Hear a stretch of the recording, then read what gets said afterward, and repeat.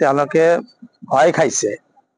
আজি আদানিৰ লগত যেটো কেলেংকাৰী সেই কেলেংকাৰী সম্বন্ধে সংসদত আলোচনা কৰাৰ তেওঁলোকৰ সাহস নাই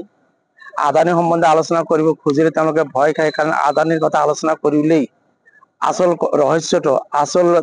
দুৰ্নীতিৰ নায়ক কোন ভাৰতবৰ্ষৰ জনগণে যাতে গম পাব নোৱাৰে তাৰ কাৰণে তেওঁলোকে তাৰ পৰা আঁতৰি পৰিছে মণিপুৰ আজি জ্বলি আছে আজি বছৰতকৈ বেছি দিন হ'ল তাতে গোষ্ঠী সংঘৰ্ষত বহুতো মানুহ মৰিল এতিয়াও তাতে কোনো শান্তি অহা নাই প্ৰধানমন্ত্ৰী ডাঙৰীয়া গোটেই বিশ্ব ভ্ৰমণ কৰি আছে কিন্তু মণিপুৰত তেখেতৰ সময় নাই গোটেই অসমত আজি স্মাৰ্ট মিটাৰৰ স্থাপনৰ দ্বাৰা জনসাধাৰণ যি অন্যায় কৰিছে জনসাধাৰণৰ পইচা যেনেকৈ লুণ্ঠন কৰি আছে ইয়াৰ প্ৰতিবাদত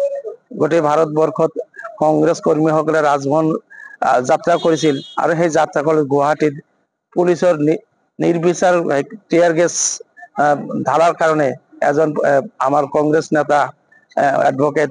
নিদিৰ ইছলামত হত্যা হয় তাৰ প্ৰতিবাদত আৰু সংসদত গৃহমন্ত্ৰী অমিত শ্বাহ ডাঙৰীয়াই ভীমৰাও আম্বেদকাৰক অপমানসূচক কৰা মন্তব্যৰ প্ৰতিবাদত আজি গোটেই অসমত প্ৰত্যেক জিলাৰ সদৰত আমাৰ প্ৰতিবাদী কাৰ্যসূচী আছিল আৰু বহুতেই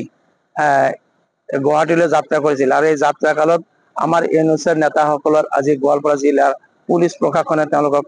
আবদ্ধ কৰি ৰাখিছে ইয়াৰ প্ৰতিবাদত আমি চৰকাৰক ধিক্কাৰ জনাইছো আৰু জিলা পুলিচ প্ৰশাসনৰ দাবী জনাও সোনকালে যাতে এওঁলোকক বিনা চৰ্ত মুক্তি দিয়ে ল'ৰাখিনি যে ইয়াতে এৰেষ্ট কৰাৰ খবৰ পোৱাৰ লগে লগে মোৰ এইটো দায়িত্ব আহি যায় যে আমাৰ জিলাৰ যুৱ সৈনিকসকল কংগ্ৰেছৰ সৈনিকসকল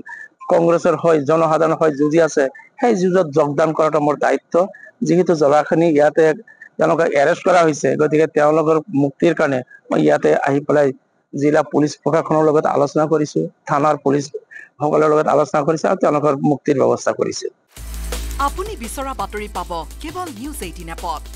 নিউজ 18 এপ ডাউনলোড কৰিবলৈ স্ক্যান কৰক এই QR কোড গুগল প্লে ষ্টৰতো পাব এই নিউজ 18 এপ